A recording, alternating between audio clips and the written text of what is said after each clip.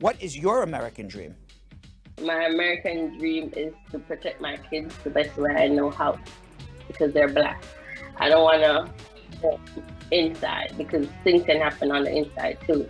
So I just want them to be respectable young men of the country and live on their dream. So that's my dream for them. Everyone has a right to the American dream.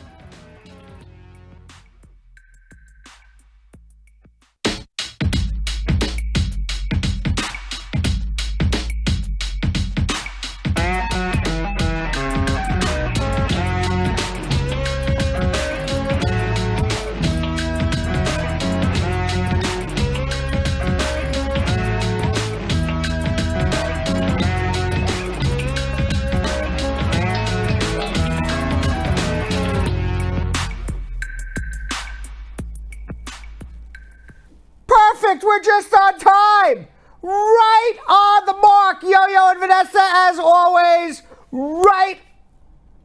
No? What part? What part is on time? We're here. We're here. That's most important. That is most important. We are almost on time. How you doing? Good, good. I'm good, you're good, we're all good. Let's say hello to the squad. We're late. Let's do it. All right, let's do it. Hello, Dawn, Harriet, squad up. How are you? Mary Wright, squad up. Jessica Leamy, my dear, squad up. How are you? Willie L. Williams, Stargirl Mika, dropping Jilly some news. We'll talk about it in a little bit. Latoya, his Forever Peterson, squad up. Jewel Delph is watching. And Nicola Robertson, how are you? Let's see what's going on YouTube. Westman, number one, squad up. Just call me Joel, also double fisting. How are you? Also known as Jessica Leamy. Denise Johnson, Jay Rhymes, Poetry Thursday, says Mr. Rhymes is here to make it absolutely clear that I love Brad. Let's cheer.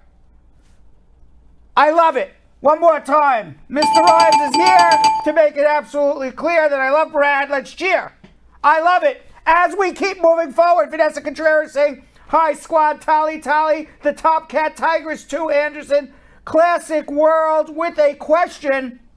I got bond because I have a baby in the USA. Can I get a work permit from the hotel program, or I would have to wait for the 5-year bond is up?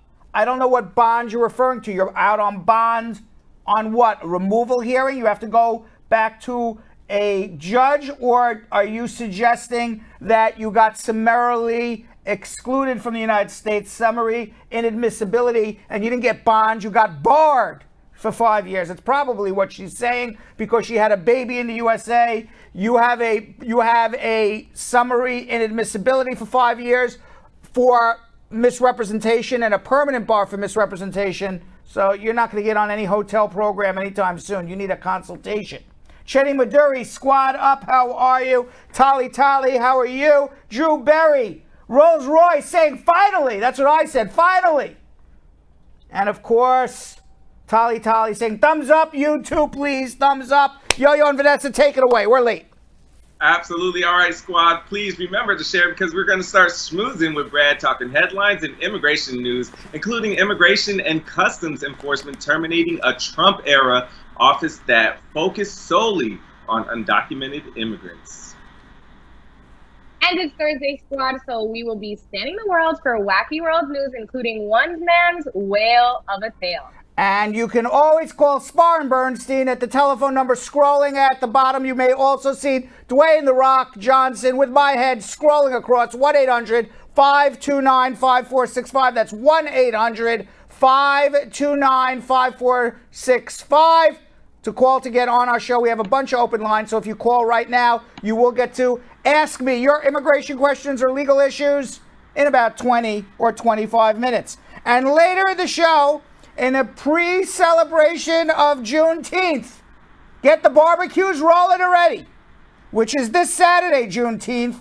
We're going to be revisiting a 2019 Brooklyn Juneteenth festival with Yo-Yo. Remember that one, Yo-Yo? I do. Hopefully we're back to that soon next year. But in the meantime, let's start schmoozing with Brad and Yo-Yo and Vanessa.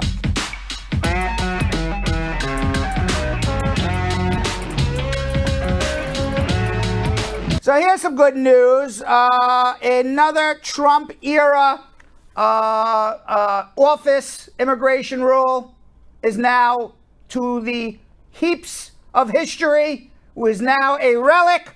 The Immigration and Customs Enforcement has terminated the office focusing on crimes of undocumented immigrants and victims who were United States citizens.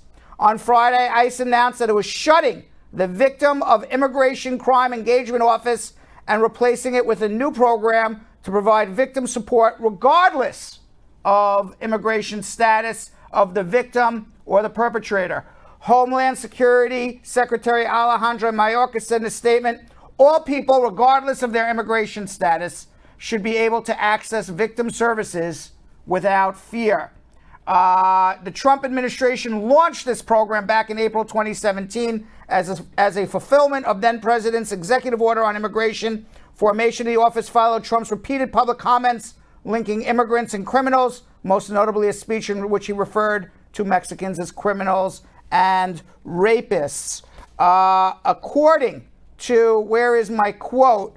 The Biden administration's replacement program, called the Victims Engagement and Services Line, will include guidance on visas for immigrants who are victims of crimes or human trafficking.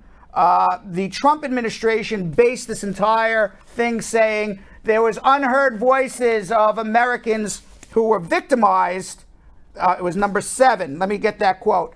Critics said at the time that the office was part of several measures that would skew public opinion against immigrants. Then Homeland Security Secretary John Kelly said the goal of the office was to give resources and support to families that he said previously felt unheard. Yo-Yo and Vanessa, I've never met an American citizen who felt unheard after they were the victim of a crime.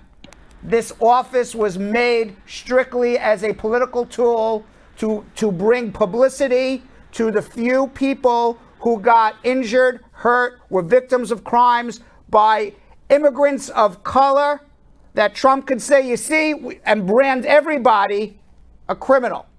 Fact is, statistically, there's more crime by Americans against immigrants than vice versa. But I never heard of an American who needed help.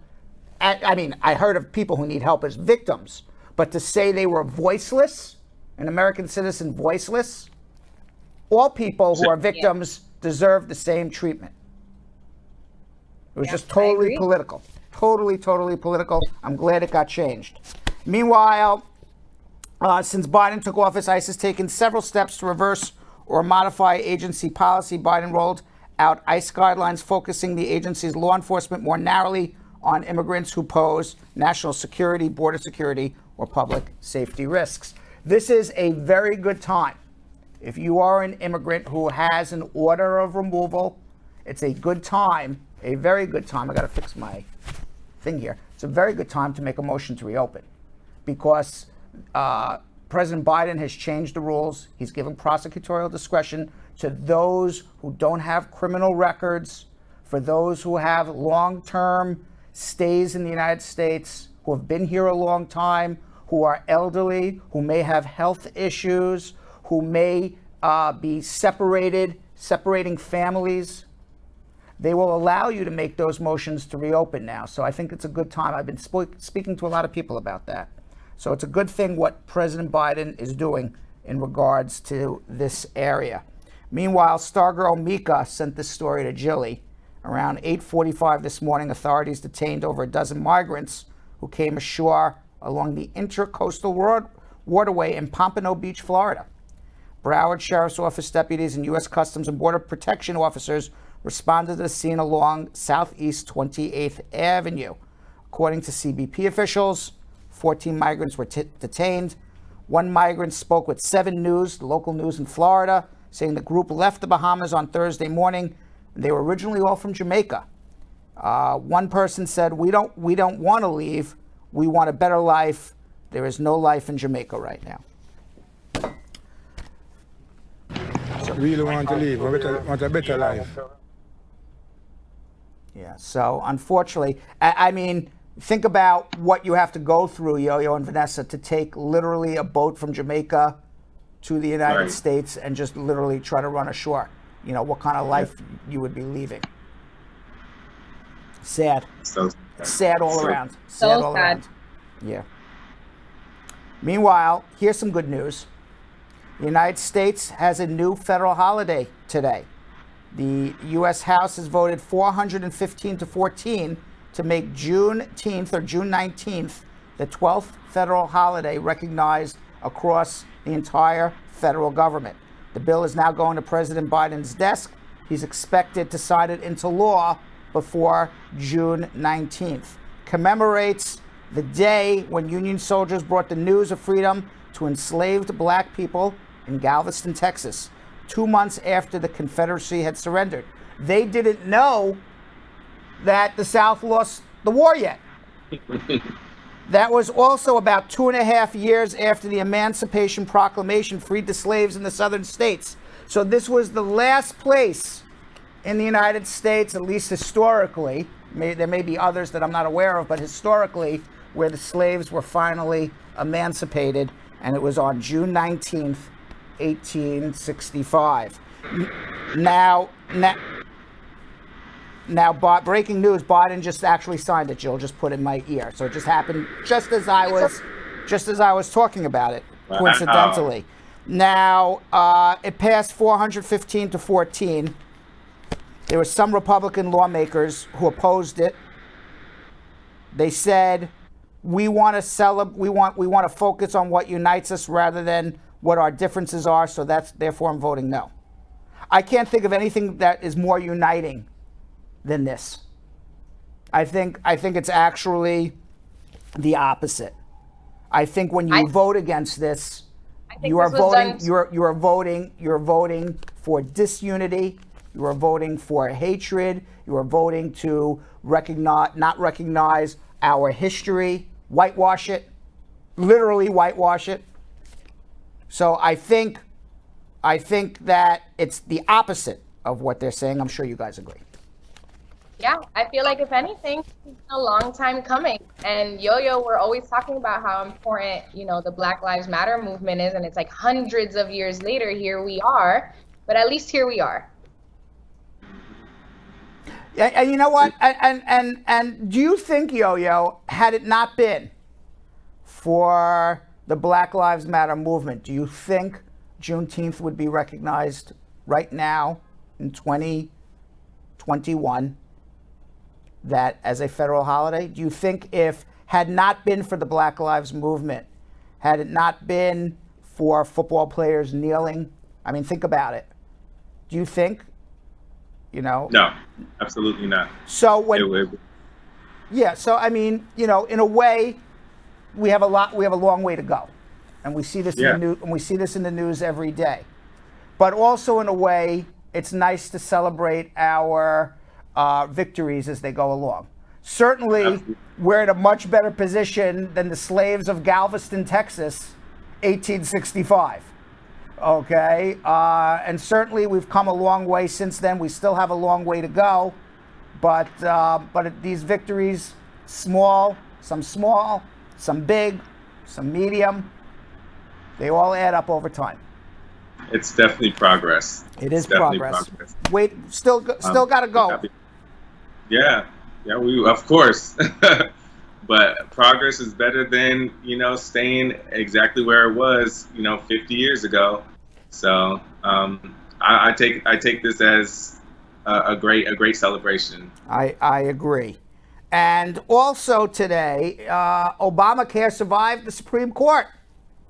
Supreme Court ruled 7-2 upholding Obamacare. They were sued by approximately 20 Republican states saying Obamacare was illegal, and what they were claiming was illegal was the mandate that everybody has to have health insurance. And what the court said is these states have no standing to bring a lawsuit. Yo-Yo and Vanessa, law question. What is standing? Not literally standing in front of me. What is standing in a court? So, because that's what Every newspaper article says states didn't have standing, so therefore Obamacare lives on. Who knows what standing means? Well, I don't know. That's the Good question, right? right. I know the answer. Vanessa, you know? Answer to the question? If you had to take a guess what standing is. No, I don't have the answer to that question. Standing, whenever you see the word standing in a legal term, you say you don't have standing to bring this lawsuit. You don't have standing means you don't have you Like don't proof? no. You don't have any stake in the outcome of the decision. That's what it means. So in other words, these states brought this lawsuit saying Obamacare is illegal. It's the mandate's illegal, and what the Supreme Court says, what do you care? You have it doesn't affect you one way or the other, whether it's illegal or legal. So they didn't actually make a decision whether it was illegal or legal. What they said is, what do you care? It doesn't affect you. Whether we overturn Obamacare or not, you states, it doesn't affect you whatsoever. That's basically what they said. It's like saying, Yo-Yo builds a fence 6 feet onto Vanessa's yard. So now he is illegally encroaching on Vanessa's yard because he built a fence. And I come along from 3 towns over and I sue Yo-Yo. What do I care about Vanessa's fence? I have no stake in the matter. Same exact thing. So that's what standing means. So you always have to have standing in the matter. You got to be able to show a court that the outcome of this dispute affects me. Gotcha. That's what standing means. Meanwhile, I'm sorry? Learn something new. Learn something new every day. Uh-huh. Meanwhile, President Vladimir Putin met with Biden yesterday, and after his meeting, Biden said that he warned President Putin that the United States would use offensive cyber operations in the future unless the Kremlin clamps down on the cyber strikes. Well, it's about freaking time. It's been 5 years. All we read about is Russia's hacking us. Russia's hacking us. They got the emails. They're overturning the machines, and every machine has Russian KGB in it for 5 years, right? Right. For 4 of those years, he had a Putin lover in Trump, but still, it's about time. We say, you know what? We're going to hack you back. I've been waiting for this. Eye for an eye, tooth for a tooth. Are you in favor of that theory, Vanessa? Listen, I'm not a confrontational person, but if this is what it takes to start resolving things that we need resolved, then let's move forward. Are you an eye for an eye, tooth for a tooth? It's about time. Let's hack them back. A hack for a hack. That's what I say. I am. What? I am. Yeah. Meanwhile, everybody is into this. By the way, do you own any Bitcoin or Eutherium? No, I do. You do? I don't. You but don't. I need to. You need to. Say, put me on. You need to. I'm not. You don't have any Bitcoin or Ethereum either. One of the things with Bitcoin is that it's untraceable, and a lot of criminal syndicates use it because it is completely untraceable. So, once you got your Bitcoin, whatever they do with it, it's gone. It's in the clouds. You never see it again. Well, last week, for the first time ever, the United States government tracked down the Bitcoin. And what they tracked down was, remember when that pipeline got hacked and they had to close down and there was a gas shortage in the South for a few days? Oh, yeah, I was a part of that shortage in the South. I was a part of that. That's right. And it was the Colonial Pipeline, and they had to pay a ransom to the hackers. And they paid them $5 million in Bitcoin to unhack the hack, I guess, to let Colonial Pipeline back into their systems. Well, the FBI tracked down that Bitcoin, and out of that $4.45 million that was given to the hackers, they were able to get back $4.4 million of it. First time ever in the history of Bitcoin that the U.S. government was able to track it down. So it is not as as secure as maybe people think. Well, that's the FBI, though. Yeah, Yeah. but in other words, it is the currency of the criminals. Criminals like this, apparently, because they say they can get paid in Bitcoin and nobody knows who you are or where you are. Well, and these were some serious criminals if they were able to shut down a U.S. pipeline. So they got away with 1.6 mil. They got away with some of it, but the United States got a lot of it back. I don't think for the $1 million that they eventually got away with that it really paid. That crime really paid. They really, piss off the U.S. government like that. Meanwhile, El Salvador, this is bizarre. What do you think of this one? El Salvador is the first country in the world, they announced also last week, to make Bitcoin an official currency of the entire country. So you can now go in El Salvador with Bitcoin and pay anywhere you'd like, whether they accept US dollars now and Bitcoin. So there's two official currencies in El Salvador. And to think that a third world country is one of the first countries to adopt this currency.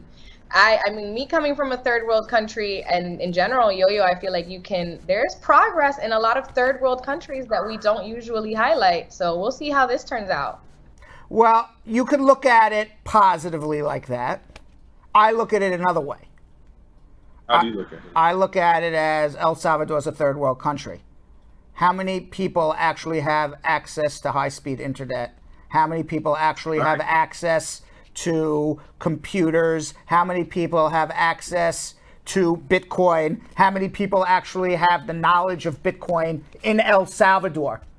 Okay, I don't even get it, and I'm in New York and I'm a pretty educated guy. Okay, so to me, that's true, Brad. Someone can come over and take advantage of this in their country as if it wasn't already a place where people are taking advantage of different things on the daily. To me, it seems more like they're opening up El Salvador to who uses Bitcoin. Yeah.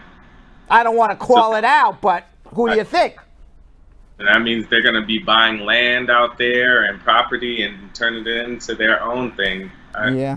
I see it all the time. It's happening in Ethiopia. That's why I'm like, I couldn't even see Ethiopia coming out and doing this because, one, like you said, our energy isn't the best. Like, my family have nice houses there, and even their electricity goes out.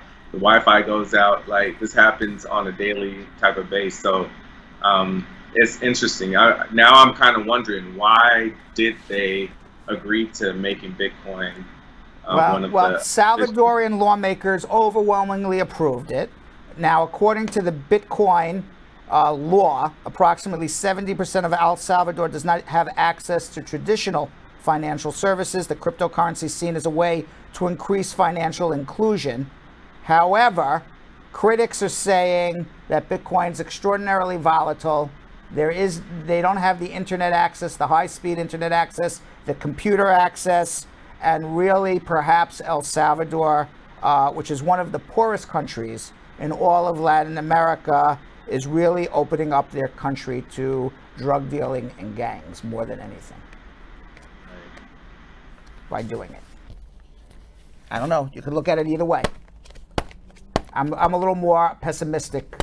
Vanessa, a little more optimistic on it. I'm stuck on the aceptamos Bitcoin sign on that grocery there in El Salvador. Aceptamos Bitcoin. Like, who has Bitcoin here? Right. Okay. Yeah. Exactly. So here's the grocery store.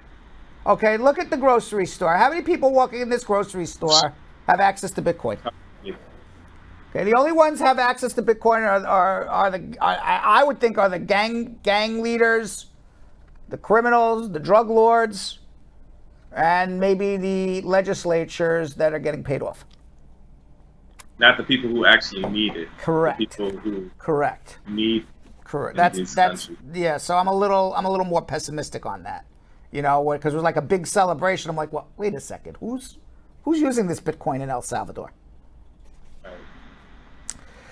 All right, we got 600,000 deaths of coronavirus. The good news is the Biden administration is now investing $3.2 billion to advance development of antiviral treatments for COVID-19.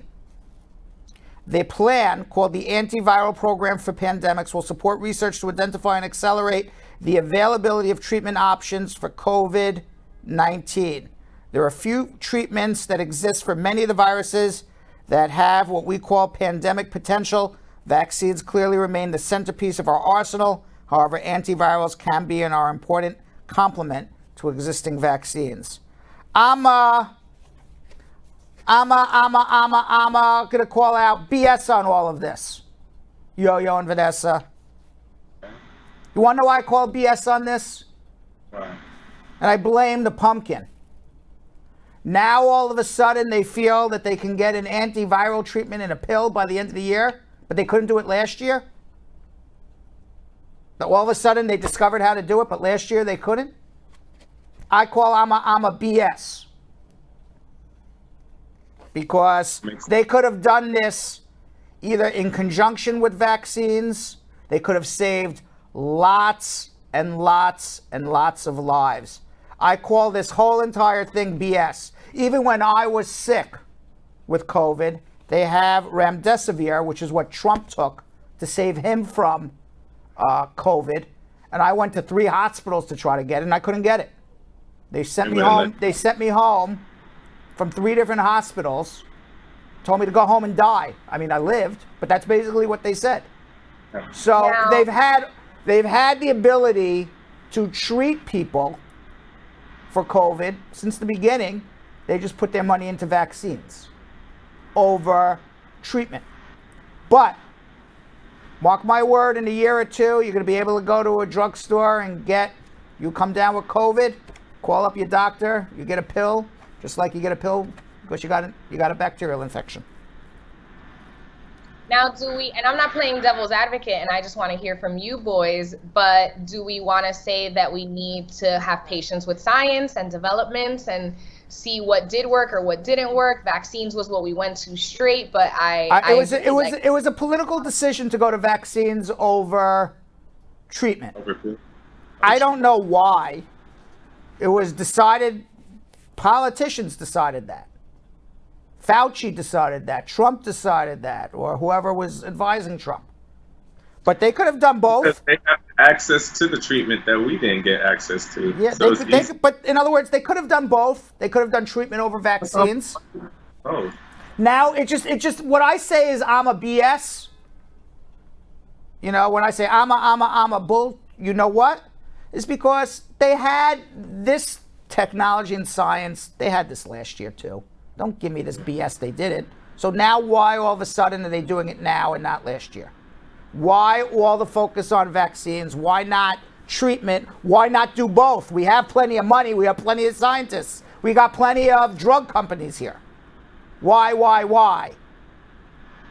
I don't know. Yeah. Not to say the vaccines don't work. I'm just saying I call BS on it though. That annoys me when I read that. Meanwhile, we got to span the world for the wackiest, craziest, most ridiculous people of the week in the news. Yo-Yo and Vanessa. And the wackiest, craziest, most ludicrous person in the news this week, Vanessa, was a lobster diver who got swallowed by a whale and lived to tell about it. Yes, we're starting off our wacky world news in Provincetown, Massachusetts, where lobster diver Michael Picard, a little before 8 a.m. last Friday, who was diving in water temperatures about 60 degrees and about 20 feet below the sea, looking for lobsters. He's a licensed commercial lobster, but he had a biblical experience. All of a sudden, he got eaten in full by a huge whale. He says, all of a sudden I felt this huge shove, and next thing I knew, it was completely black. I could sense I was moving, and I could feel the whale squeezing with the muscles in his mouth. Initially, he thought he was inside a great white shark, but he couldn't feel any teeth. He hadn't suffered any obvious wounds. He finally realized it's a whale. Packard said, I was completely inside. It was completely black. I thought to myself, there's no way I'm getting out of here. I'm done. I'm dead. All I could think of was my boys. Outfitted with scuba gear, he struggled, and the whale began shaking its head so that Packard could tell he didn't like it. He estimated he was inside the whale for 40 seconds before he kicked or punched his way out. You buy this? You buy this whale tale? Where was it? Where did this take place? Where in the? This was right here. This is right off of Cape Cod in Provincetown, Massachusetts. That's wild. I mean, you have to live to tell the tale, so why not believe that this happened? How about that? I did. Well, I think it did, because even when I read about this story, I think last week, it said that he usually goes in with a partner or something like that, and like they were on the boat and they saw him kind of just like shoot up out of the water with his fins on, his so scuba gear, and then jumps in and like they pulled him in and he's like, yo, I was just swallowed by a whale. Did anybody see him get swallowed by a whale? Because it was underwater. Can you live 40 seconds inside a whale? Yeah, scuba gear. Why not? It's like, what's that, Finding Nemo? There's just a bunch of water in there and you're just inside a whale. You got to swim your way out. Has no one watched Finding Nemo? That's a cartoon, Vanessa. You're comparing his story to a cartoon. Well, and then what it said, I think when I read if I'm correct, he said something about the esophagus is like really small as well of the whale. So like when he was going in for a school of fish, he just was in there because it's huge. Like it holds like 15 SUVs worth of water, like it can take in. So, he just got taken in with that. So I don't think whales like the taste of human beings. So that you probably didn't want him in there anyway, so that's why you spit him out. Now, Packard's fellow crewman, Josiah Mayo, picked him up, called the radio to shore, sped back to Provincetown Pier. A Provincetown Fire Department ambulance took him to Cape Cod Hospital. Jokey Robbins, director of humpback whale studies at the Center for Coastal Studies in Provincetown, said based on what he described, this would have to be a mistake and an accident on the part of the whale, just like Yo-Yo says. The whale expert agrees with Yo-Yo. The whale made a mistake. The whale made a mistake. And by the way, this guy Packard, he's had a bunch of close calls. He's been with divers who were dragged out to sea by other fish. He was once treading in water for hours before being rescued. He once recovered a dead body of a fellow diver. He was even in a plane crash 10 years ago. This guy, I wouldn't get near this guy. He's an accident waiting to happen. He has 9 lives. This man is a cat. Yeah, I'm not sure if I buy this story. Guy gets swallowed by a whale. I don't know if it's true or not. Jill says it is.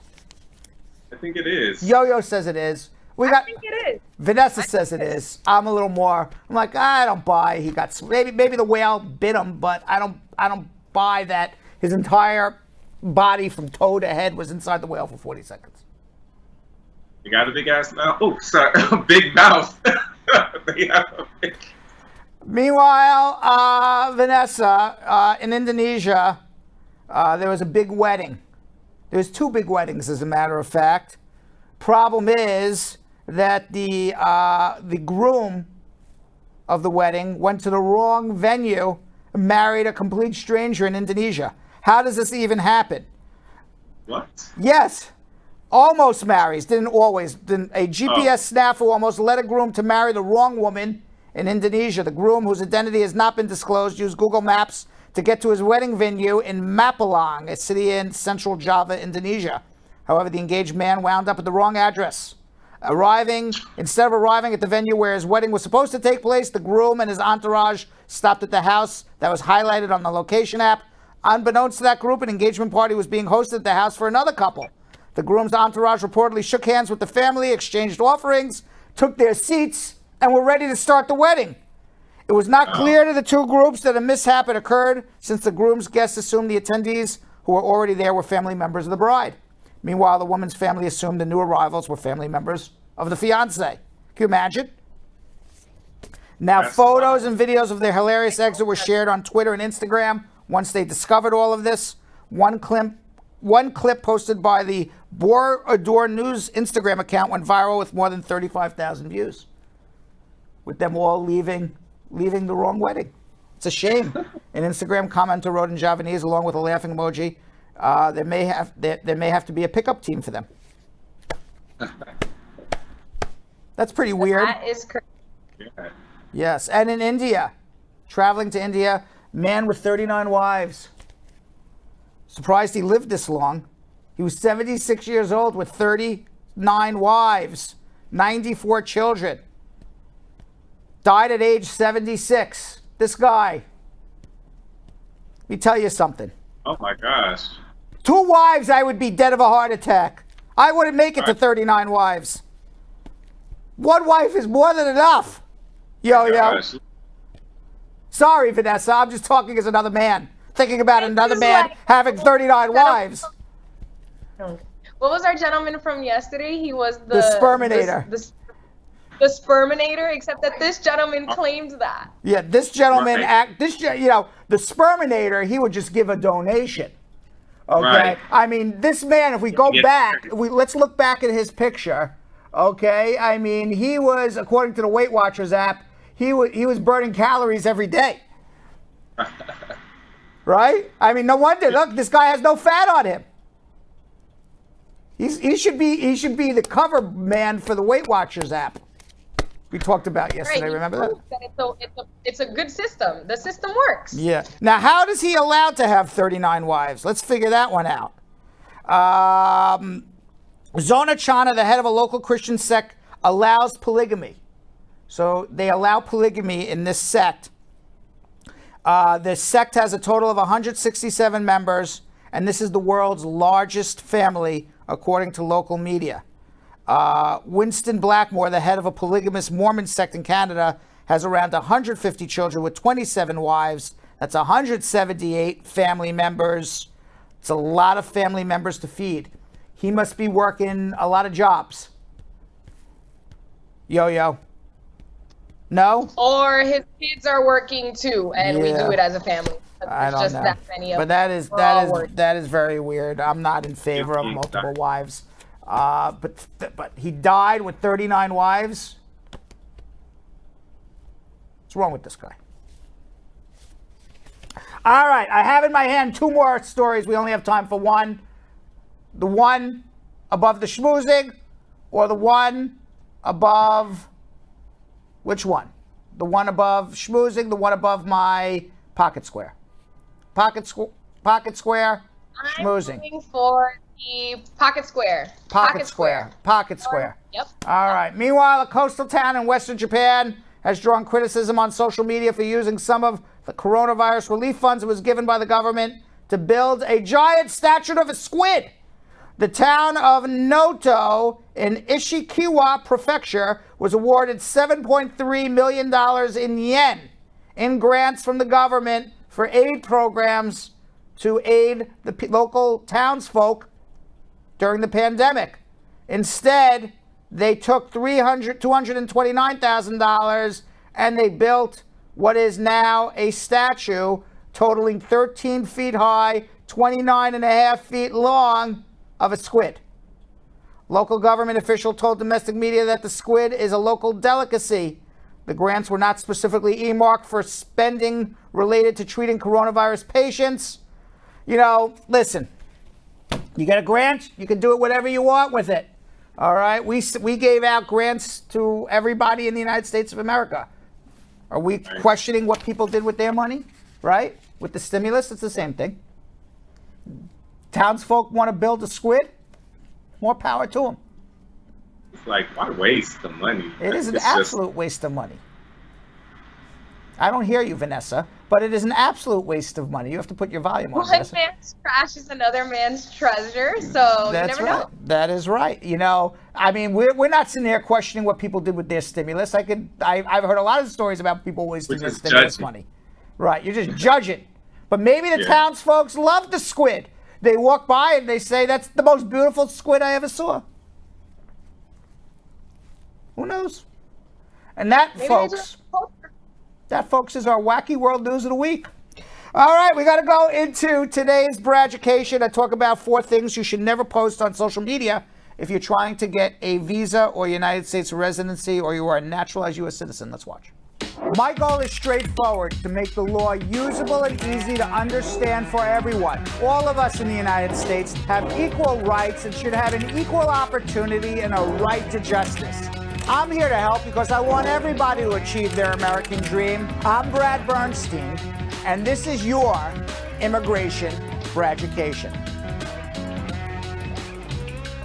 I'm not here to tell you what you want to know. I'm here to tell you what you need to know. U.S. immigration law is complex and the regulations are constantly changing. My objective is to make the law easy for you to understand so that you can use the justice system, know your rights, take advantage of the law, and achieve your American dream. The Department of Homeland Security collects the social media information of not only anyone who is trying to get a visa or United States residency, but even those who are already naturalized United States citizens. From aliases to photos to likes, all of this is collected and stored in your permanent immigration digital files. So social media posts can be used against you in your immigration case. Now, obviously, the first rule of thumb is to use common sense and think before you post for all the world to see. But some posts that can get you in trouble might really surprise you. Number 1, don't post that you're getting a new job. Number 2, do not post that you are looking for work in the United States if you do not have work authorization. 3, do not post questions on how to set up a United States company in order to obtain a visa. 4, if you are traveling to the United States on a non-immigrant visa, do not post for immigration lawyer suggestions. Non-immigrant intent are concepts within the United States law that deal with all persons on most non-immigrant visas, meaning you cannot enter the United States with purposes of wanting to remain forever. The most basic example is the visitor's visa or the student visa. Both have non-immigrant intent, meaning in order to be allowed into the United States, you have to show at the airport or border crossing that you intend to leave America and not live here forever. If you are posting on social media before you arrive in America requests for immigration lawyer suggestions, it can be presumed that your intention is to remain in the USA or get a green card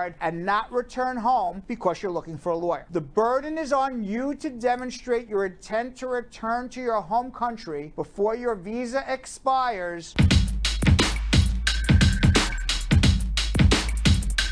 And you can watch more of my advice in all of my Braducations by following Brad Show Live on OnlyFans, where I am the only fully clothed lawyer on the entire site. I may also be the only lawyer on the entire OnlyFans site. My kids think it's the funniest thing that I have an OnlyFans account, but I have all my clothes on. But you can always follow us on OnlyFans under the advice category, Braducations, Brad Show Live. Let's go to answer immigration questions. You got a question, I got an answer. Ali in Manhattan. Ali, how are you? Good. How are you? Good. What's going on? All right. I want to ask about the prosecutor discretion. Actually, what I don't understand is like the prosecutor discretion, like close your case permanently, or you just close your case temporarily. Prosecutorial discretion is this: the prosecutor, the U.S. government, decides not to continue your deportation case. They just stop it. Just leave it alone. We're not going to do anything with it anymore.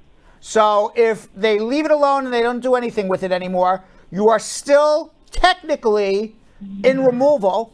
You're still technically not eligible for any sort of immigration benefits, but the immigration judge does not order removal and deportation, which means either that they just handcuff you in court and send you home, or come knock on your door one day and arrest you and throw you in jail for 3 months and send you home. So you don't have The thing with prosecutorial discretion is the government allows you to live here as you were before without enforcing your deportation and without having a judge order you deported. There are many people right now in the United States of America who have outstanding orders of removal and deportation and still have no right to stay here, except if they have been here for a very long period of time and can show they're persons of good moral character, and they can show humanitarian reasons why they should be allowed to stay in America because of their age, health, financial issues, country conditions back home, the length of time they've been in the United States, family separation, whatever it may be. You have a right now, under this new rule, to reopen your deportation case. Still doesn't ultimately get you to where you want to be, which is a green card to be able to travel or citizenship or whatever. But it's certainly better than living, terrified every day whether ICE is going to come knock on your door. Okay. So my second question is so is different than close your case administratively if you. Prosecutorial discretion administratively closes your case. Administrative closure is different than termination. Administrative closure means we're stopping your case wherever it may be. We're not going to schedule you for another hearing for a judge to order you deported. So it's kind of like if you're building an automobile on an assembly line, and at the end of the assembly line is the finished automobile, or in this particular case, at the end of the assembly line is an order of deportation as you're going from hearing to hearing. The assembly line just comes to a halt, and you just sit there. They just shut down the assembly line. They don't schedule another hearing. You're just there. You're still in removal. You're still in deportation, but they are not ordering you deported. And for people who have orders of deportation, you have the right to reopen your case and get back into that situation, which is a better situation than you're in right now. Okay. Termination of removal means that you are no longer in deportation. The judge has terminated you. You don't ever have to see a judge again. Administrative closure for prosecutorial discretion means we're not going to continue your case. You're still in deportation. If and when you figure out a way to get a green card, reopen, recalendar your case, and the judge will grant you a green card. So basically, the administrative closure gives you unlimited time to figure out how to get a green card. Okay, so if you have an administrative closure or prosecutorial discretion, you can still leave the Georgia and go to the USCIS and proceed with your normal green card process. You would go to USCIS to get approved for your particular petition that you're filing. Let's say hypothetically you get administrative closure for prosecutorial discretion, and 3 years later you call me up, you say, hey Brad, it's Ali from Brad Show Live. We talked on our show. It's now 2024. I'm married to a US citizen. I got this prosecutorial discretion. What do I do? We would file an adjustment application with you with USCIS. You would get a bona fide marriage interview to prove that you and your wife are in a real relationship, because the presumption is you got married to get a green card because you're already in deportation. You would get that I-130 approved. We would transfer your I-45 to the judge. We would tell the judge you have an I-130 approved, a pending I-485 that we're transferring to the court. Let's re-calendar this case for a master calendar hearing. You go before the judge. You say, Judge, here's my I-130. I got my pending adjustment. Schedule me to adjust my status. The judge calls you in one more time and adjusts your status before the judge, and you walk out of court with a green card because now the judge has finished your removal hearing. Thank you so much. This has helped me a lot. Thank you so much. You're very welcome. Good luck. Let's go to Mrs. Widely in Syracuse, New York. Hi, how are you doing, Brad? How are you doing? I'm doing good. Happy Juneteenth. Thank you. Same to you. Okay, so I have a question. Yes. My husband, we're in a pending of an I-130. We're almost for our approval, thank God. but I have a question. If I take medical leave when I do the affidavit support, but I have a letterhead stating my salary, but if I take a 3-month medical leave, can I still do the affidavit support on that letterhead? Yeah, I think so, because they look at the totality of circumstances. So if you have a short-term medical problem, but they're holding your job open, you make a good living, you're going to go back to your job, I think that's perfectly fine. Okay, and I have another question. If I was, after we married last year, but I now want to change my last name to his last name, but I already started the I-130 petition. What do I do about that? Not a problem. Just go change your names. You don't have to file, your I-130 application in your married name. You can do it in your maiden name, and then you can go change your name. And changing your name is literally changing the name on your social security number, changing your name on your passport, changing your name on your driver's license, and voila, now your name is changed. And when you go for the interview, you can just tell the immigration officer, when I filed the application, I hadn't changed my license and my passport and my social yet, so I did it in my maiden name, but I've since changed it to my married name, and here's all the documents. No big deal. Okay, and I have another question. When he goes to the interview and they approve him, where does the green card go? Do they give him the green card? Does it come to the U.S. to the address? No, it gets mailed to you shortly after the interview. So how does he get on the airplane to come? Oh, he's in another country. He's not here in the United States. Yeah, he's in Haiti. Okay, yeah. So what happens is after he goes for his interview in Haiti, they're going to call him back and give him a package of material, and in that package of material is called an immigrant visa. And the immigrant visa allows him one-time entry into the United States to live in the United States as a lawful permanent resident.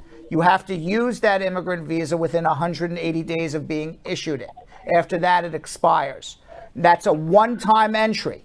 Now, after he gets his immigrant visa, he's going to be given instructions to go online and complete something online and pay $185 to have a green card manufactured and mailed to your marital address.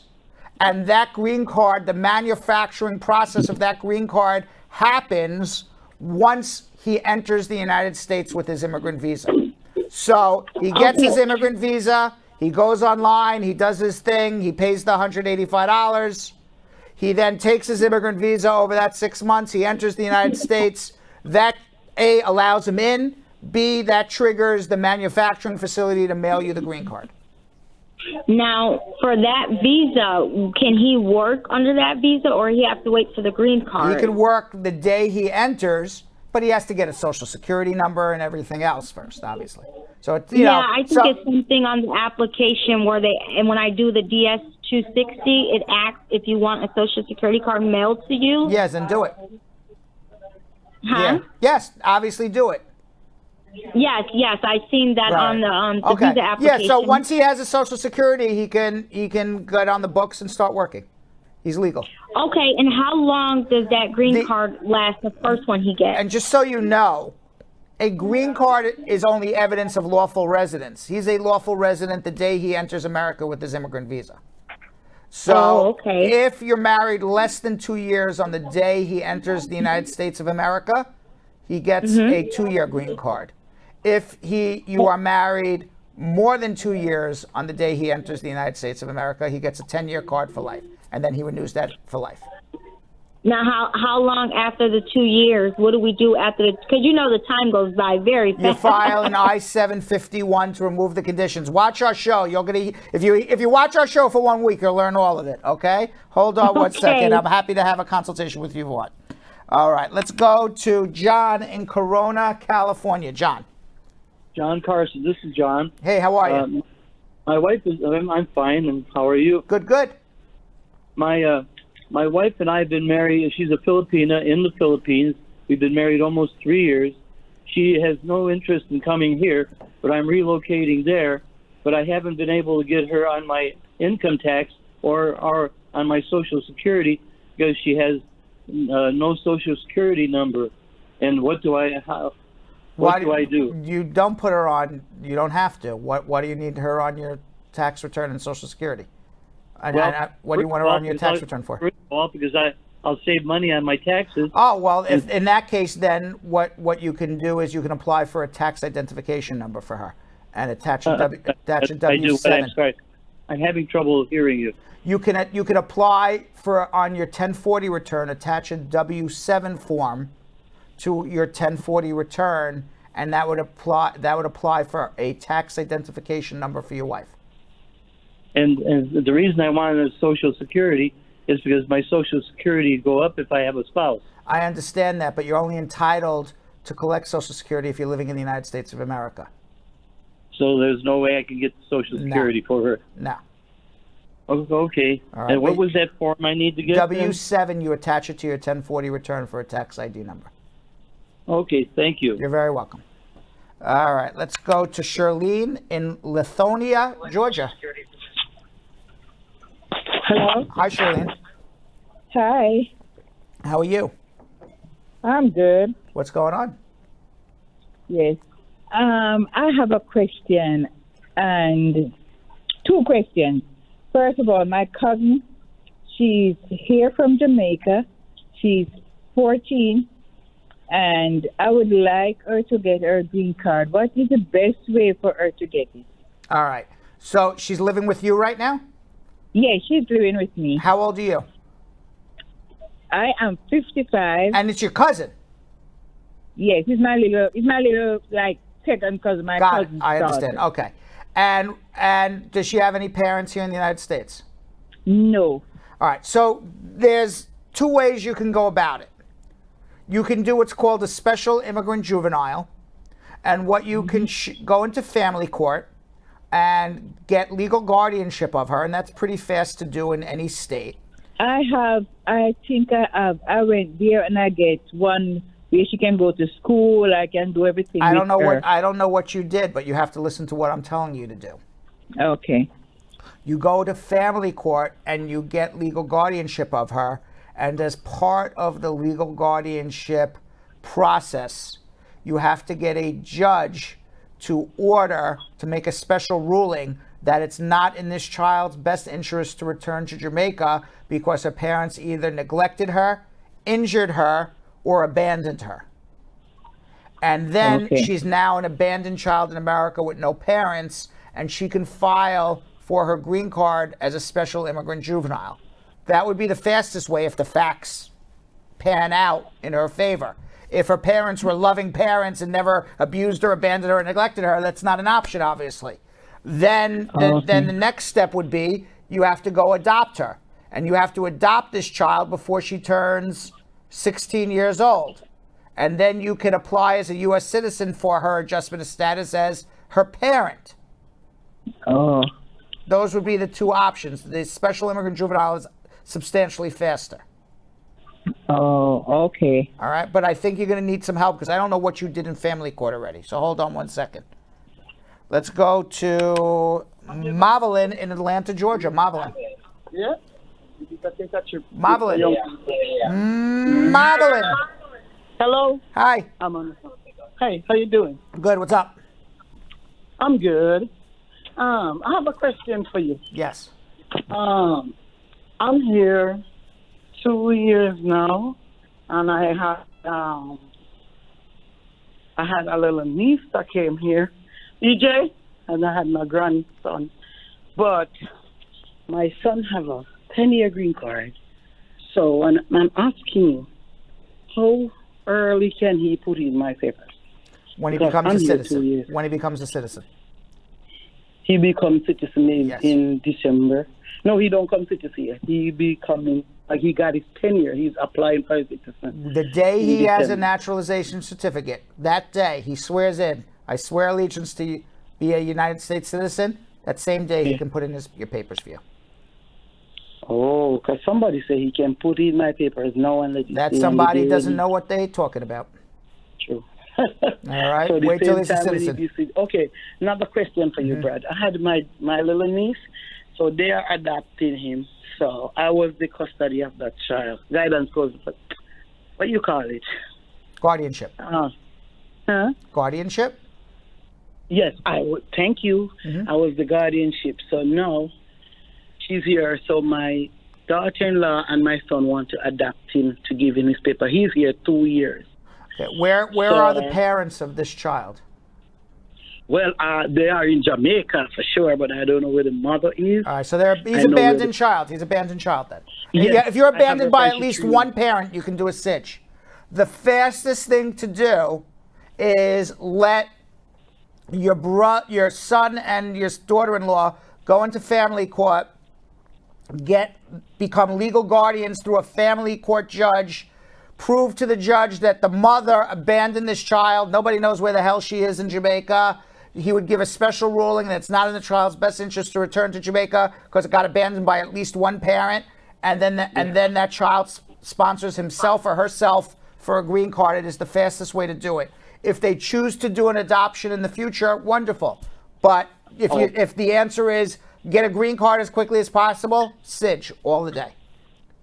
Oh, okay. And my son and my daughter-in-law go to the family court with the child. Yeah, but do it the right way. I've told people on air what to do, and then they've gone to local family court lawyers, and the family court lawyers screwed up their cases because they didn't understand immigration, and then called me after, and they're like, what do I do? And we got to undo what these family court lawyers already did. So maybe have a consultation first. Okay, so it's best for me to have a cancellation. I think so. Hold on. Oh, okay, I will. So right. Tell me, how do I get a cancellation? You hold on right now. Someone will talk to you. Let's go to Justin in the Bronx. Justin. Yeah. Hello, Brad. How are you doing? I'm all right. I just had a question I wanted to add. I filed the I-130 last year, April. It was approved this year, March 15 to be exact. Who filed for you? No, it's for my wife. I see. Where's your wife? She's in Jamaica. Okay. You're a citizen? Yes. Okay. Okay, so yeah, it was approved and everything. And you told me it was approved when? March this year? Yeah, March 15 okay. of this year. Okay. I reached out to both agencies, USCIS and NVC, because I haven't heard anything. Let me ask you a question. On the approval, does it say that your case was transferred to the NVC, or does it say your case is at USCIS for adjustment of your wife? Yes, that's what it says on the approval which letter. One? Which one does it say? That we have sent the petition to the NVC. All right. NVC is a little delayed right now because of COVID. You're supposed to hear from them in 8 weeks. I've seen 12, 14 weeks. If it's NVC, that's who you have to speak to. Yeah, because every time I reach out to them and they ask me for the receipt number, I give it to them. They keep telling me that they haven't received it from USCIS. Right. Oh, USCIS is slow too then. So, but when I call USCIS, this is the problem I'm having. When I call them... You calling USCIS does absolutely nothing. Because you're talking to an outside contractor who has no control when USCIS will do their job. Oh, because I guess the number for USCIS, when I call them, they tell me that the petition has been sent. Yeah. But when I call MVC, they tell me they haven't received it. So it's like I'm blah, in the middle blah, blah, of... blah, blah, blah. Wait a couple weeks. If you still don't hear anything from the MVC, give me a call. But hopefully you'll hear in a few weeks. It's taking about 14 weeks these days. All right, thanks. All right, okay, hang in there. All right. Let's go to Nads in Kingston, Jamaica. Nads. Hello. Hi, how are you? Is it my time? It's your time. Good. It's your time. Okay, so I have two questions, yes. right? So initially, my father, he filed the I-130 petition. It is now with the NVC. When he had done it, I was F2B. But now, after he got his citizenship, I'm now F1. Right. Is there a way to revert? Yes. To If he became a citizen after your I-130 was approved, you can request to revert to F2B if that's the faster category. You just have to do it in writing. Okay, no, so he became a citizen before it was approved. Then, unfortunately, you just got to wait out the F1 category. I think you said something about this earlier, but I just want to ask you the question same. In the event that someone travels and decides to like do the adjustment of status. First of all, the priority date is July 2016 at the moment. Right. So traveling and then doing an adjustment of status, is that recommended? Not if you want to. If you plan on lying and making misrepresentations and getting denied, that's recommended. But you can't travel on a visitor's visa for purposes of getting a green card. Now, Right. if, on the other hand, so for me to recommend you to come on a visitor's visa, come to the United States and adjust your status, I would be recommending fraud. I can't do that. Okay. I can tell you what the laws say, though. All right. Right. The law says if you have a visitor's visa, you're entitled to visit and go home. After 90 days of being in the U.S., if you change your mind, you can adjust your status. Somebody, not me, but the person. Somebody else, right? And then then that person can adjust their status provided priority date is current and they remain in legal status. That's the law. But I'm not recommending that you do it because you would be committing fraud. That would be fraud if somebody should do that. So for the first question, but if remember, if you come up for purposes of visiting and change your mind, that's not fraud. Just telling you the law. Oh, okay, good. All right. Okay, and I guess my questions have been answered. Right. So what about the priority date being 2016 July? What about it? Because when you look at the adjustment, the chart, the second chart, not the first one, the second chart, you would know that USCIS puts out the date for filing with the NVC is coming close.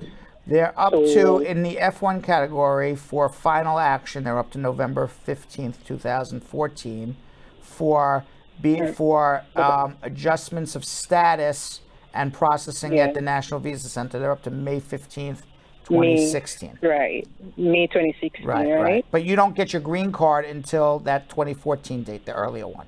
But it says you're allowed to start processing now.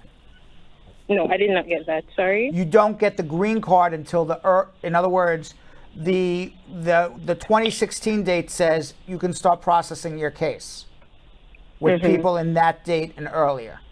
The 2014 that's when you get your visa appointment for your green card. Yes, I'm aware of that. Thanks. One more question. Oh my God, the question is slipping me. Just give me 2 seconds. Let me see if I can remember. Prior to the 2016, 2014. Okay, so I got the letter from USA. It's about 2 months ago. Right. But I haven't received any receipt number from NVC yet, so that's fine. I shouldn't expect anything yet from them. Not yet.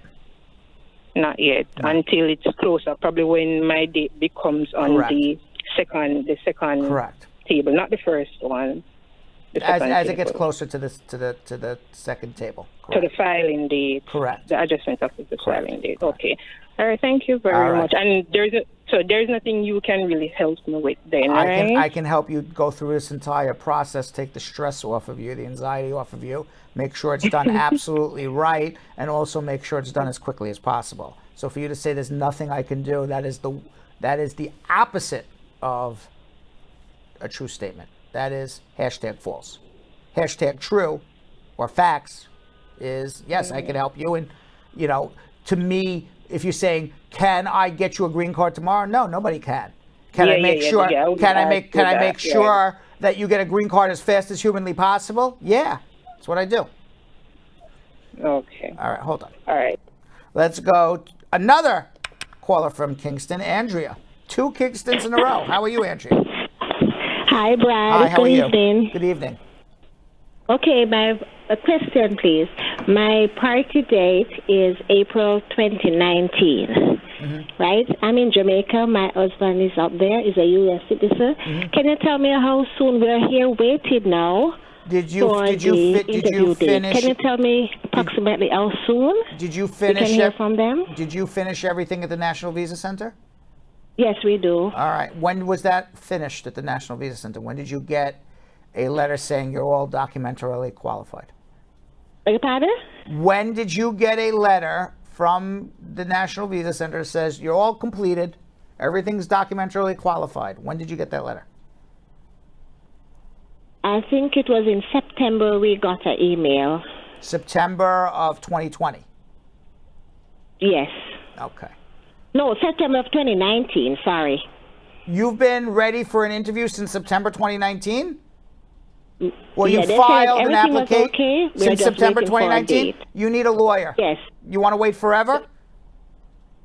No. All right, you need a lawyer at this point. Someone's got to call the embassy. You've been waiting since September 2019. Everything's been approved and at the embassy since September 2019. That's almost 2 years now. Yes, it is. All right, you need help. Hold on one second. Junior in Bethlehem, Pennsylvania. Hello, Brad. How you doing Hi, today? how are you? I'm doing okay, man. Listen, I've been married since 2013, and then my wife filed the form I-130 for me. Mm-hmm. But then she started abusing me, and then we get an argument, and then when they sent me the interview, she didn't go with me, so I didn't go as well, and then they denied the case because I didn't show up. Okay. So now, and then I filed a divorce, and then I've been divorced for 2 years, and I think last month I was 2 years. So now I didn't know what to do. I was trying to call immigration to know if I can file under VAWA. Nobody answered the phone. I don't know what to do, and I think I'm overdue because I passed the 2 years when I read online on the USCIS website. Do you think I still get a chance to apply under the VAWA? No, you have no chance anymore. You lost your chance. I'm sorry? You lost your chance. Oh, man. Yeah, you have to file a VAWA within 2 years of a divorce.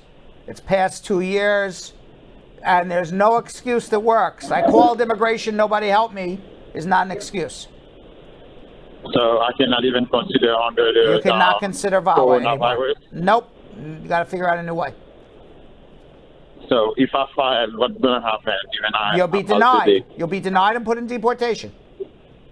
Oh, okay. Thank you. All right. Let's go to Myra in Atlanta, Georgia. Myra. Myra. Yes. Hi, how are Hi, you? Bert. How you doing? Good. How are you? Good. Yes, I have two questions. Yes.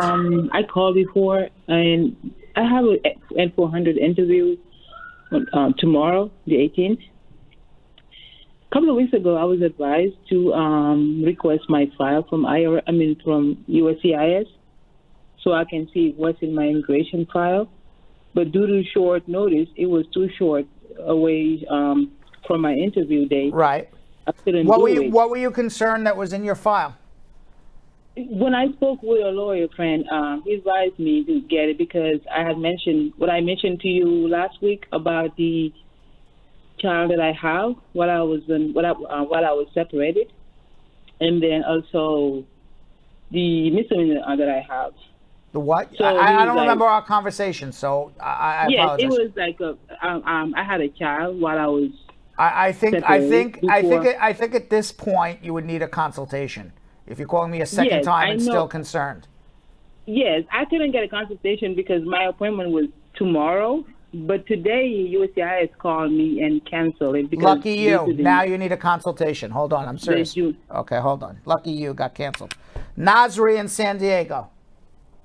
Hi, Brad. How are you? How are you? Hi. So I had a question. In 2014, when I came in here legally, I applied for DMV ID. I mistakenly registered to vote and vote in 2 elections. Can I apply for citizenship? Is it going to be a big deal? What elections did you vote in? In 2016 and 2018, not knowingly that this is false, but however, I showed my green card as a proof to the poll worker, and they proceed me while Believe I it or stated my not, you legal- can do your citizenship now because 2 months ago, I would say you are totally screwed. Biden changed the rules recently and said if you got registered to vote by a DMV worker or somebody canvassing the neighborhood and you never made a false claim to U.S. citizenship, even though you voted, you can still become a U.S. citizen. Thank you. I You need a didn't live lawyer, in but you're Misrepresent going to need a myself. lawyer. Hold on one second, okay? Okay. All right. Omar in New York. Hi, Brad. Hi, how are you? So I got a quick question. Yeah. I got a follow-up question to the question that you answered, like the first comment about the girl who had a baby in here. So she's in Jamaica, right? And they canceled her visa when she came back, and then they sent her back like the that next was day. the pre question of the day when I said, when she said I'm bonded out, and I said no, I think you mean you. Yeah, I used the wrong term. She's barred. Barred, right. That's what I said. Okay, so tell me what happened now. Yeah, so she wants to come back on the auto program. She's coming on the program. Right. So will the bar affect her getting a work permit? Yes, and the reason is this, because even she has two bars. One bar is the summary inadmissibility from being turned around and deported at the airport. That's a 5-year bar. The other bar is a permanent bar for misrepresenting the purpose of her entry into the U.S. The government is alleging that she said she was coming to visit and in essence was really coming to give birth. And the tourist visa is not a birthing visa. So she has a permanent bar and a 5-year bar. She has 2 bars. Okay, so her boyfriend is here, right? So what if she get married? That she can apply for a waiver? Correct. Okay, so that's her only option? Correct. All right, thank you, sir. All right, go down and marry her, Omar. I think that she's the boyfriend, but why else would he be calling? Let's go to Chavez in San Diego, California. Chavez. Hi, Brad. How are you? I'm doing good, sir. Thank you so much. I have a question. I came here with my whole family, 2 kids and my wife, in 2016 on R1 visa, petitioned by a church. And then after 2 years, we filed our I-360. Are you a minister? Yes, okay. Correct. What denomination? Well, basically, it's an independent church, basically, interdenominational church. Okay. So what's happened is in 2 years' time, everything went through. We renewed our visa twice, and we went back to India and then came back again, renewed it, and finally everything has been going good. Now, so you're traveling to India on advanced parole, or you're traveling to India on your R1s? And R2s? No, I was traveling on R1. My family and I, we've been traveling back and forth. So you have the R1. I-360 pending, but never did the adjustment yet? No. That was also done. That was also done. I'm coming to that. I'm just building it up and letting you know. All right, we're building to the crescendo. So it went to, and then finally out in 2018, we filed our I-360. That also got approved in the month of May 2019. And then we filed our I-485 in August 2019. And within 2 months' time, we got our E80 cards. We had a travel document or combo card or whatever you call it, and everything was approved. The biometrics was done in November 2019. And ever since after that, we were just waiting for our green card. Now, here's where the circus and the drama starts. Okay. COVID comes in. San Francisco field office shuts down. During the time in the month of March or April, they throw my file from San Francisco field office, they throw it to Nebraska. Nebraska goes and messes it up, and after 11 months in the process, the I-485 gets shut down and the fee refunded, administratively closed, and the fee refunded back to me. Why? After 11 months. Why? They're saying there was an issue of a priority date after 11 months. Right. Priority date. So I went back with my lawyer. We checked it out, and we saw that the visa category EB4 was current in August 2019. They were talking bullshit crap, absolutely. Okay. And this is a minister talking. It was not a priority date issue. It was not. So we went back to the director of the Nebraska field office, and we said, this is something not right, and we're making an appeal.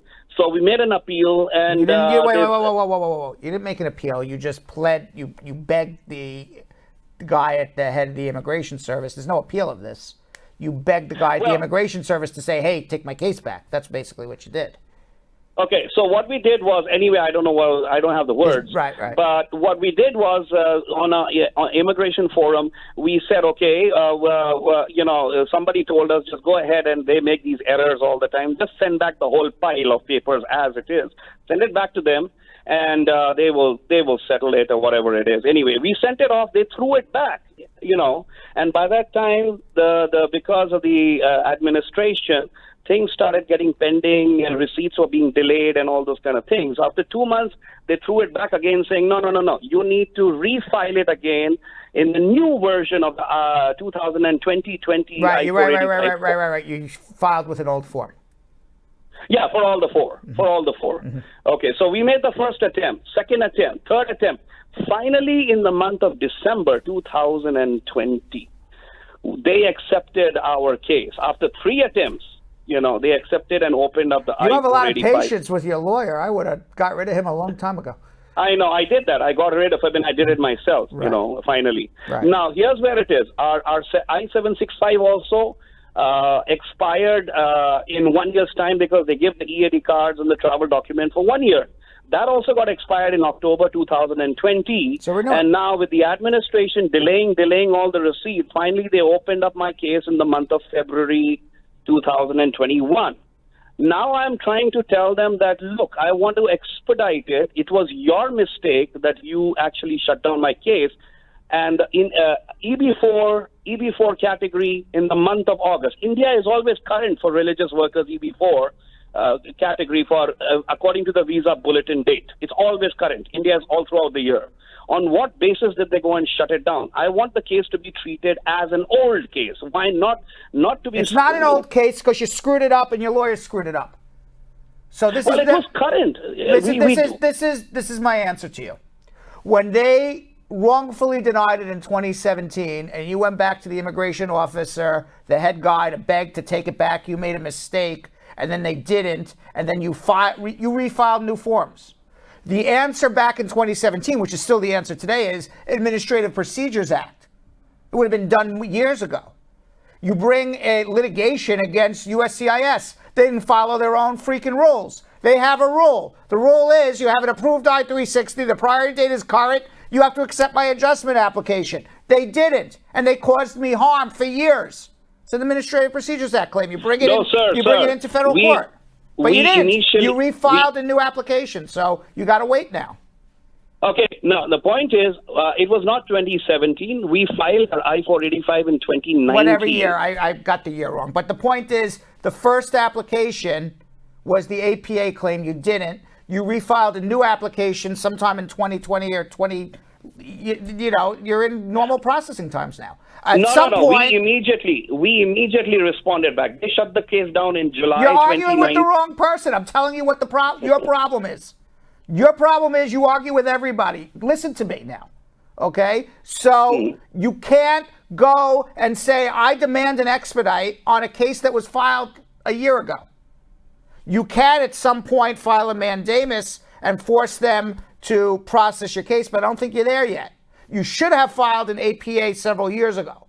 If you want, I'm happy to look through everything and let you know when I think it would be appropriate to file a mandamus. Okay? All right. Okay. So hold on. Okay. Norrin in Buffalo, New York. Norrin. Hello, Brad. How are you? I'm good. I submit I-130 for my mother. She lives in Afghanistan, and 8 months ago. And now when I'm checking the status, it shows we received your case, and it doesn't say anything else. And how long do you think it's going to? You're checking status where? I'm sorry? Where are you checking the status on USCIS? Online. Yes. Okay. I think it's going to take a long time to approve because it's Afghanistan, because immigration is slow. Yes. I think you're going to wait well over a year, maybe a year and a half.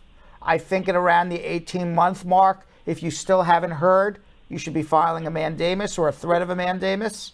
I think people from Afghanistan, people from Pakistan, people from other Muslim-dominated countries, dominated meaning that it's a Muslim majority, those countries, they purposely slowed down.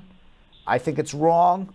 But if you're asking me when will your mother be approved, I think it's going to be a long time unless you file a mandamus at some point, but you're not there yet. It's only 8 months.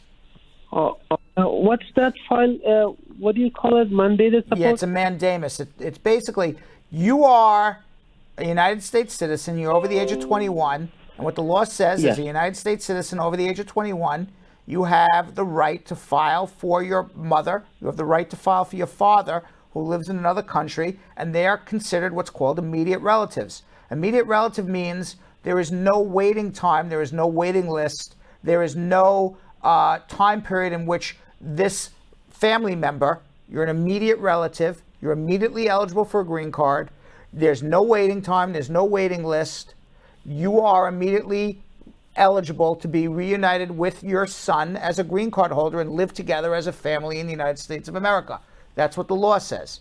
If you as a U.S. citizen file for your mom and the government delays your case either purposely, negligently, or recklessly, who cares? Delay is delay. It doesn't really matter why they do it. But it always seems they do it on predominantly Muslim countries.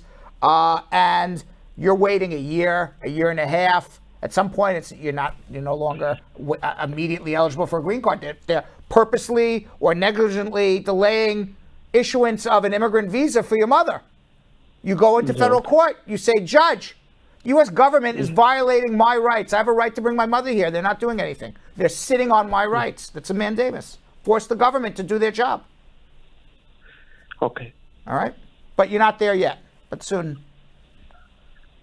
All right? All right. If you didn't get your immigration questions answered, you can always follow me on Instagram at RealBradBernstein. If you follow me on Instagram at RealBradBernstein, drop me a DM, direct message. I'll be happy to answer your question as best as I can. I do answer all of the questions in the DMs that are dropped on me in my Instagram. Sometimes it takes me 2 or 3 days to get back to you, but I do it. So follow me at RealBradBernstein, drop me a DM. You're talking to me personally. You could also follow us at Brad Show Live. You follow us at Brad Show Live. You can't handle 2 hours of Brad. A lot of people tell me they can't handle 2 hours of me, but somebody watches here for 2 hours. But if you can't, you can handle 30 seconds of Brad, Yo-Yo, and Vanessa. The best place is at Brad Show Live on Instagram. Follow us at Brad Show Live on Instagram for the best 30 seconds of our previous night's show, plus some other goodies as well. You can also follow us on TikTok at Brad Show Live. You follow us on TikTok at Brad Show Live. You love Speed Round. You got Speed Round on TikTok at Brad Show Live. It's our fastest growing social media platform. Yonathan and Vanessa, what do you guys got? Yep, you guys can follow me at Yonathan Elias TV on Instagram. And you guys can find me at Vanessa.Contreras TV.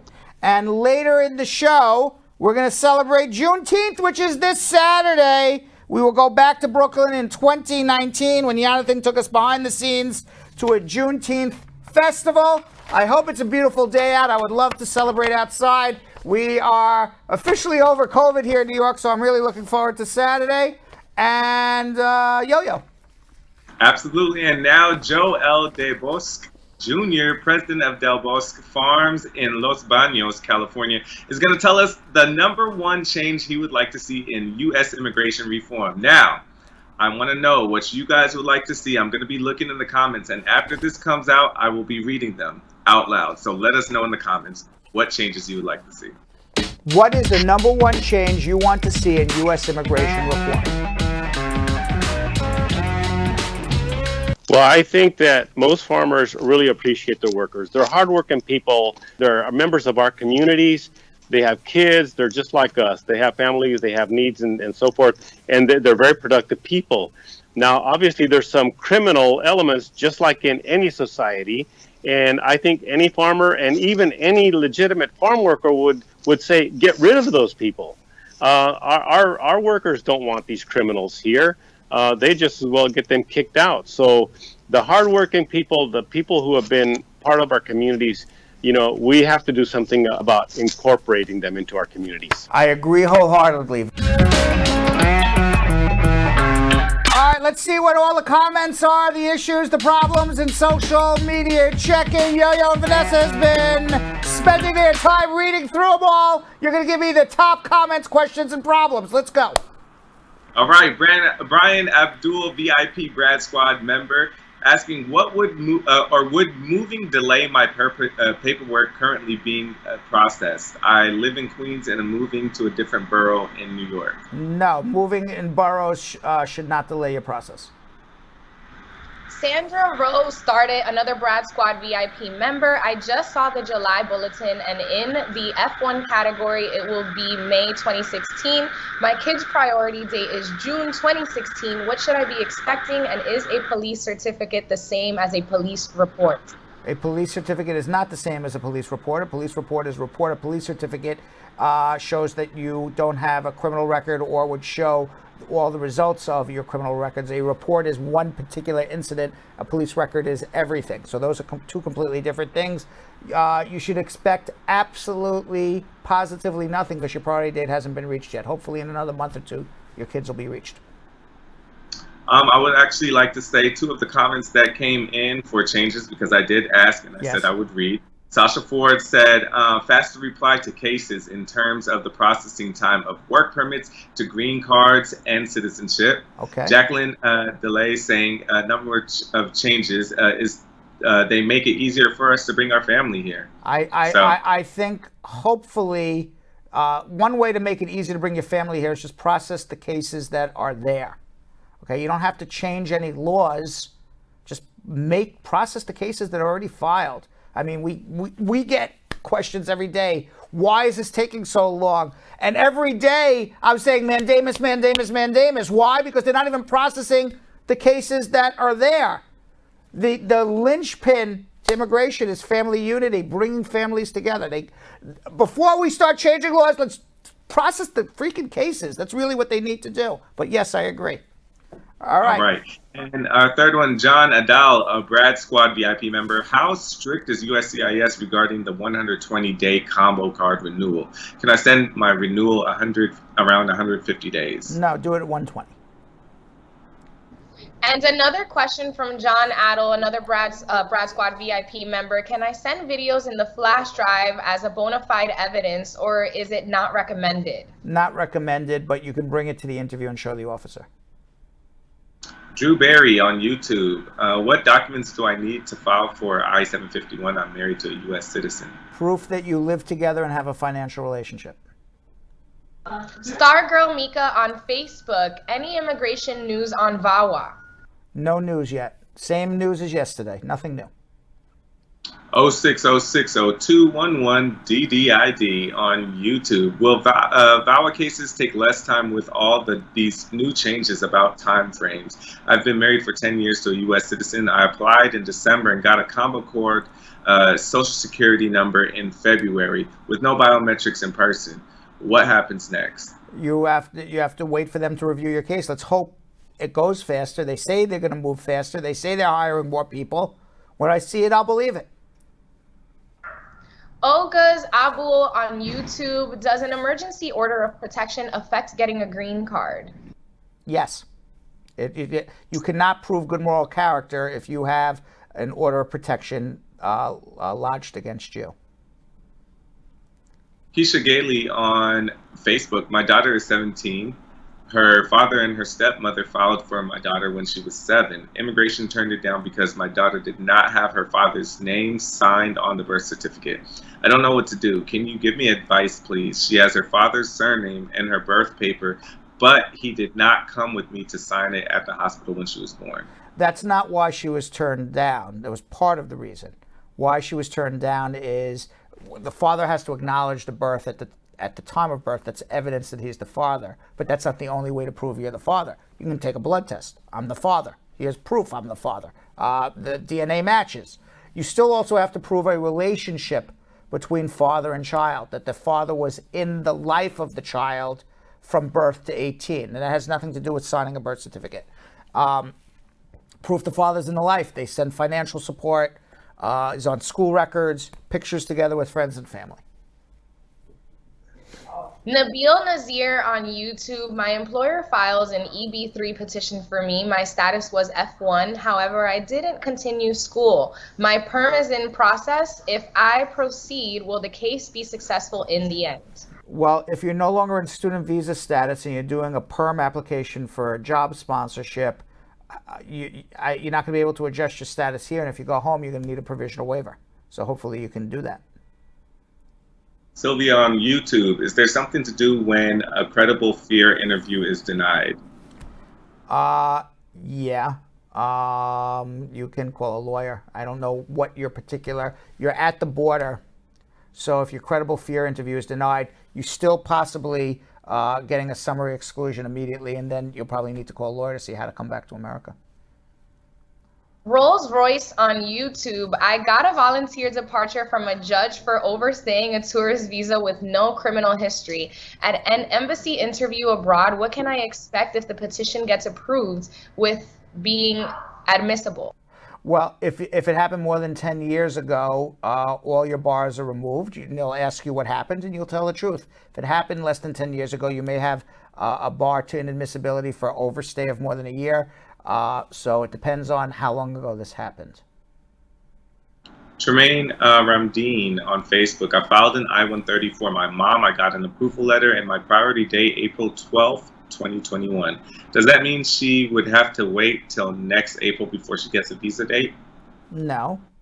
If it's approved, hopefully it goes through the National Visa Center and she gets an immigrant visa appointment soon. Or if she's in the U.S., you've filed an adjustment application for her. 2 more. Naeem Rana on Facebook. How do I reopen a case for EOIR F2B in NYC? How long does it take to reopen, and how much is the charge? It sounds like you were ordered deported and your mother or father filed for you as an unmarried son or daughter over the age of 21 and you were deported in New York. I would need to know a lot more. You need to have a consultation. Larita Adore, last one on YouTube. After my interview, how long will it take before I get my work permit and green card? Well, you should have already had your work permit already if you filed an adjustment application and had an interview. I don't know when you're going to get your green card. I don't know what happened at your interview. Would also need to know a lot more. Now, as we discussed earlier in today's Schmooze, Juneteenth is the official holiday that commemorates the abolition of slavery on June 19th, 1865, in the last remaining United States where it existed, Texas. And Congress just approved a bill that makes Juneteenth a federal holiday, and it is this Saturday, this week. So to celebrate, we are revisiting the Juneteenth celebration in Brooklyn, when Yo-Yo took us behind the scenes to speak with artists, vendors, event attendees about the importance of the Juneteenth holiday, which is now, fantastic news, a federal holiday. Let's watch. What's up, Brad Squad? This is Yonathan Elliott at the 10th Annual Juneteenth Festival here in Brooklyn, New York. I hope that you guys are ready for a great time, because this is celebrating the emancipation of slavery, celebrated every year, June 19th. Now, the Emancipation Proclamation was signed September 22nd, 1862, and the Civil War ended April of 1865. But it wasn't until June 19th, 1865, that the Union General Gordon Granger led thousands of the federal troops to Galveston, Texas, to announce the ending of the Civil War and the freedom of slaves. Approximately 250,000 Texan slaves didn't even know that their freedom was secured by the government several months before. Now today, we're celebrating Juneteenth, and I'm taking you along the African-American journey through the lens of love, culminating in almost 2 miles of an amazing unity parade, and I hope that you guys are ready. Let's go.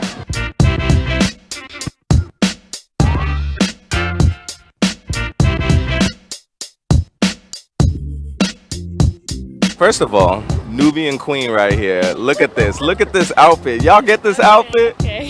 Yeah. Thank you. I love your style. Thank you. Yeah, no problem. So I want to know, what are you doing here today? I am promoting henna. I have henna arts. I have Nubia apparel, different cultural things that we're selling today. Nice. So did you do your own henna? I did. Wow. I did. That's talent right there. So why is it important to celebrate Juneteenth? It's important to celebrate Juneteenth just for recognizing African history, Black culture. You know, even if you don't really know too much about Juneteenth, just to acknowledge your ancestors, just to take that moment, just to celebrate that. That's very important. Now I want to know, what's a misconception of African Americans? American history? The biggest misconception of African American history is that our history started with slavery. When you begin to understand where you come from, who you are, you will see that we came from a lineage of royalty. African Americans or Africans in America, our whole existence did not start with slavery. We actually resided on this land prior to slavery. So it's our job to say, this is who we are, this is where we come from, and don't rely on the textbooks written by somebody else who has no interest in you. Yes, can we snap for that? Can we snap for that? That's what I'm talking about. It's my jam. They playing the jams today. You gotta get a little dance break before we start, right? Yeah. First of all, talking about energy, I feel great in here. Thank you. Amazing. Thank you so kind. That's the whole point. E-Toy, it's an experience. When you leave here, you're supposed to feel better than how you came in. All right, I'm already feeling it too. So what exactly are you doing here today? I handcraft all natural bath and body products. So that consists of soap, body butters, body wash, bath bombs, scented soy candles that melt into body oil. All natural products handcrafted by these blessed hands. Yeah, I love that. Tell us a little bit about some of your projects. This one here is my #1 seller soap, patchouli, activated charcoal, rosehip, made with coconut oil and olive oil. The bath bombs consist of Dead Sea salt, Epsom salt, raw coconut oil, vitamin E, botanicals, and this is good for multiple things. You can either take a spiritual bath, do a woosah, if you have inky joint, and not only that, the smell, that's lemongrass. How important is it to be here celebrating and representing for Juneteenth? It's very important for me because of black economics. Black people, black organizations, black businesses, we need to support each other, keep our money within our community. It's no disrespect to anybody else, but we always go out and support everybody else, but we never keep our money within our community to support ourselves and our children. Yeah, that is probably one of the deepest things that we really need to realize is that we have so much power. We need to really start supporting ourselves. Is this the first Juneteenth festival that you've been at? My third. Your third? All right, so you already know what's up, right? Yes. I do African Art Festival, Go Africa, all of the festivals. Yeah. I love the festivals. Yes, I love it too. I love the feel of everybody coming together, unifying. So what exactly are you guys here celebrating? Well, we came out to celebrate Juneteenth, help our people, support our people. You know, since 1865, we've been free-ish. So that's all I came out to see, our people, see what we have become, what we've accomplished. Do you like coming to these festivals? Yes. What do you look forward to the most? I'm seeing most of the shows, like the things that they're going to be doing. Nice. Why is it important for you to come and support these type of festivals and also bring young ones and show them culture and learn about the history? So we need to let our youth know that we can accomplish anything we put our minds to it. You know, they entrapped us, like it was against our will, but we've made it. Like, you know, every day God blesses you to wake up and see another day. It's a day that you should put your best foot forward, and despite the odds, leave that negative where it belongs behind you. The past is the past. Our kids need to know that we came from a rich culture, we are a rich culture, and we are going to continue to be a rich culture. Yes. So she teaches you how to be the young king, right? Yes. Yeah, that's a big thing, right? How do you feel about that? Good. Yeah. Proud of myself. Proud of yourself. I love that.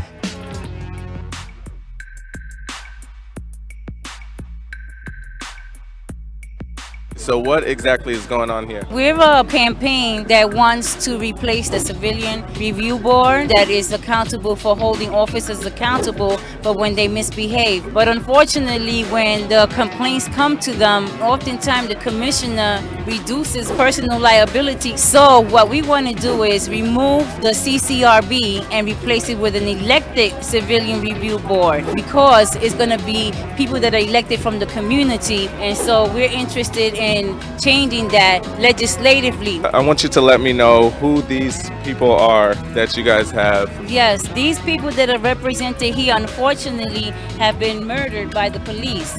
There's been no outcome as far as the penalties of what the police is serving for their murders. How can they find you guys so they can sign the petition? You can find us at Stop Police Violence NYC, or you can go to stoppoliceviolencenyc@gmail.com. You can find information about us, and then we can plug you into whichever part of the campaign you're interested in.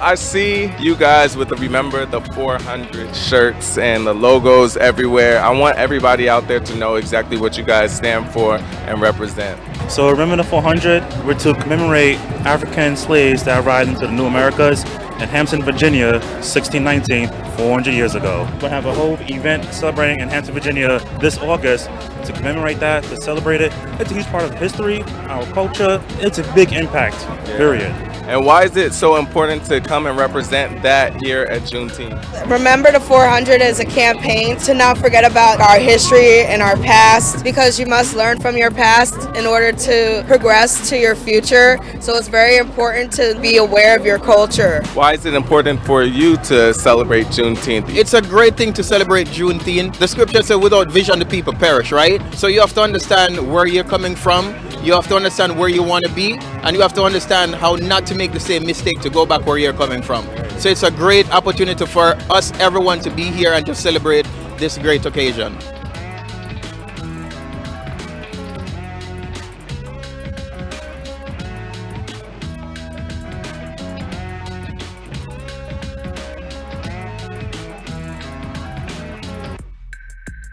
There you have it, Brad Squad. A day and a festival full of love, culture, and pride. I hope that you guys enjoyed it as much as I did. This was one of the best festivals that I've covered for you guys. One, because I felt very true to it, but you could also feel how genuine the people I spoke to was. They just want to tell you their story, they want to share their history, and they want you to feel it. And I hope you guys felt it through that lens. Back at the studio. All right, that was nice, Yo-Yo. By the way, what are you guys doing for Juneteenth? Anything special? Yeah, I'm actually getting a bunch of my friends together at a park.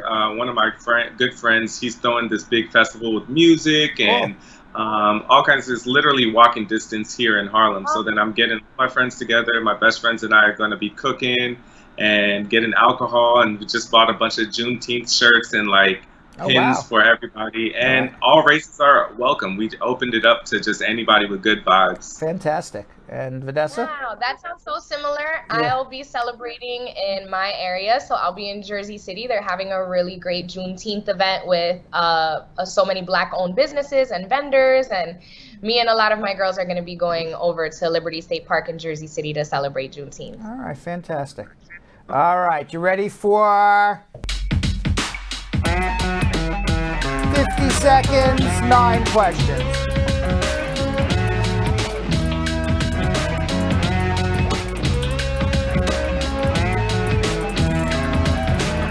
All right, what do we got? Will ICE come after a student out of status? Perhaps, yeah. Can I work with an expiring work permit but renewed I-765? Yes. What is a way to get a green card other than marriage? One way. One way, VAWA case, crime victim, U visa, investor in $1 million, job sponsorship. Continue. Can I attend school with a pending asylum case? Yes, if they take you. Can I use my birth certificate as ID for my medical exam? No, you need a photo ID, I would assume. Can a non-relative U.S. citizen sponsor my petition? I don't know what sponsoring my petition means. Making that second affidavit of support? Why not? What can be proof of living together? This is a disaster. Brad, one, Brad. I kept saying one. One. That's self-sabotage there. That's self-sabotage.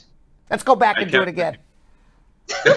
Can we go back and do this again?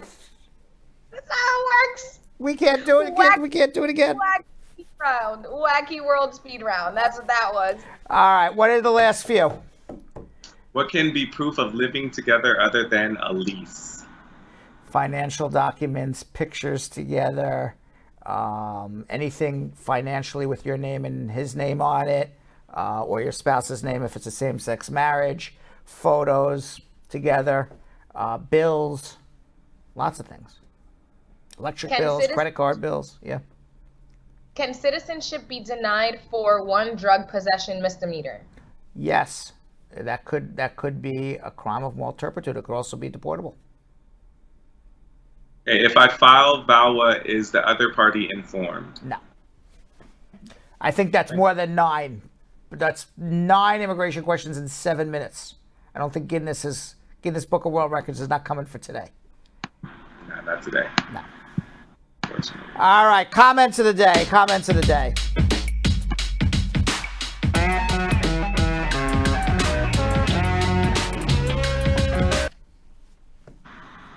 All right. First comment of the day comes from Stargirl Mika saying, driving to work and listening to Brad. My kind of day. All right. Yeah. Okay. Comes from Dunstan Mulenga saying, you guys are the best. Got my citizenship today because of you guys. Could not get through to call, but just your daily advice got me there. Congratulations. All right. Congratulations. Congratulations. Awesome. All right, our third comment of the day.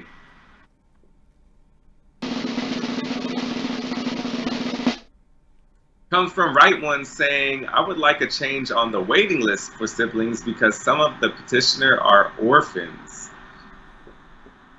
Okay. Okay. It's a change they want. Immigration reform. Okay. And our last comment of the comes from Gabby Maxine saying, I think they should make the extension on the work permit longer than the 180 days when they are late with issuing the renewal, especially if the person is in good standing with USCIS. In doing so, they will prevent people losing their jobs unnecessarily. Yes, but as a matter of fact, now they've made a new rule that if you are going to lose your job because they're not extending your green card, you can request an expedite. You just have to prove that you're going to lose your job. So they have changed the rule a little bit. We talked about that the other day.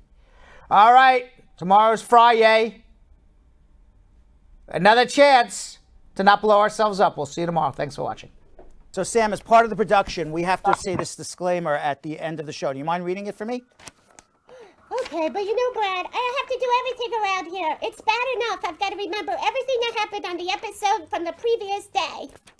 Forget it. I'll do it. The proceeding was information only and not specific legal advice. Consult an attorney about your individual situation. Prior successful results do not guarantee a similar outcome in the future. To make an appointment with the Spar and Bernstein law firm located at 225 Broadway in New York City, call 1-800-529-5465. That's 1-800-529-5465. Easy to remember, 1-800-LAW-LINK. That's 1-800-LAWLINK.